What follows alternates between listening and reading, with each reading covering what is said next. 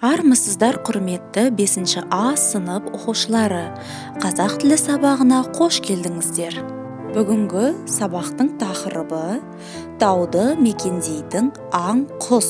Қазақстанның шығысында Алтай тауы, ал оңтүстігінде Тянь-Шань таулары орналасқан.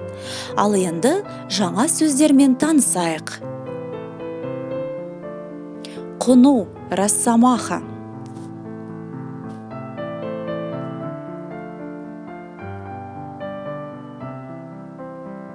Сусар, куница.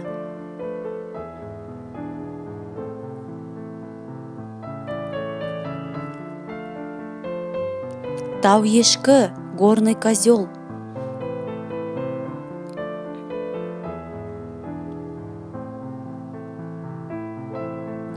Арқар, архар.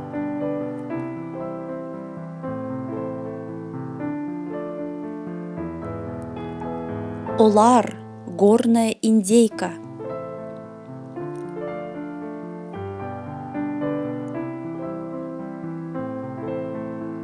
Жапалақ, сова.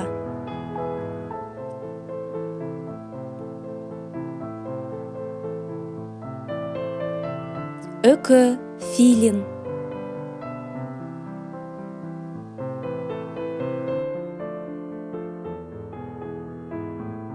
Тұқымдас из одного семейства. А теперь открываем учебник, оқулықты ашамыз. 69-шы бет, 2-ші тапсырма, айтылым. Сөздер мен суреттерді сәйкестендір.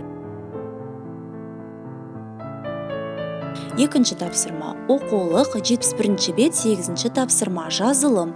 Көп нүктенің орнына тиісті қосымшаны жаз. Выбираем правильное окончание из скобок. Құстар, қа не звучит, құстарға звучит, құстарге не звучит. Выбираем второе окончание.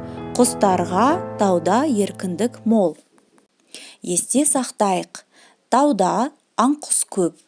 Тауда қоңыраю, түлкі, сұр және қызыл қасқыр, сусар, тау-ешкі, архар, барыс кездеседі. Осымен сабағымыз аяқталды. На этом урок заканчивается. Сау саламатты болыңыздар, балалар. До свидания, ребята. До новых встреч.